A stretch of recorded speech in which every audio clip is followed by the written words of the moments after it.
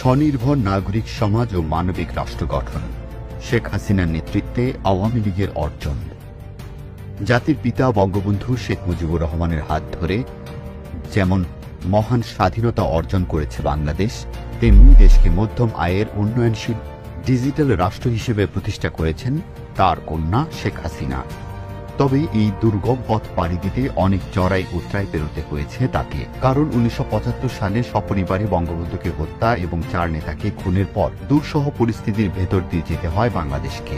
নির্যাতন, নিপীড়ন, ষড়যন্ত্র ও উগ্রবাদীদের হিংস্র থাবায় কিছুটা দিগ্ভ্রান্ত হয়ে পড়ে নেতৃত্বহীন আওয়ামী লীগ। পরবর্তীতে বহু দ্বিধা বিভক্ত আওয়ামী লীগকে একত্রিত করতে ১৯৮১ সালে বঙ্গবন্ধু কন্যা শেখ হাসিনাকে দলীয় প্রধান নির্বাচিত করেন নিবেদিত প্রাণ নেতাকর্মীরা। এরপর জীবনের ঝুঁকি নিয়ে দেশে ফিরে আসেন তিনি। পুনর্গঠিত করেন আওয়ামী লীগের প্রতিটি ইউনিট। এরপর আওয়ামী লীগের মাধ্যমে দেশজুড়ে মৌলবাদ ও সৌরতন্ত্রের বিরুদ্ধে তীব্র জনমত গড়ে তোলেন।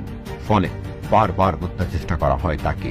কিন্তু শেখ হাসিনার অদম্য নেতৃত্বে ১ দশক নিরলস সংগ্রামের পর স্বৈরাচারের পতন ঘটে এবং গণতন্ত্র ফিরে আসে বাংলাদেশে।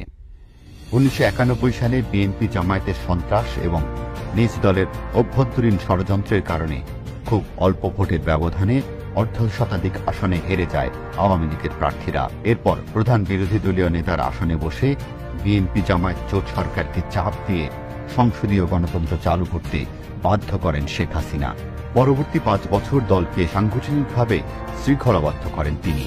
ফলে ১৯৯৬ সালে বিপুল ভোটে জয়লাভ করে ঐক্যবদ্ধ আওয়ামী লীগ।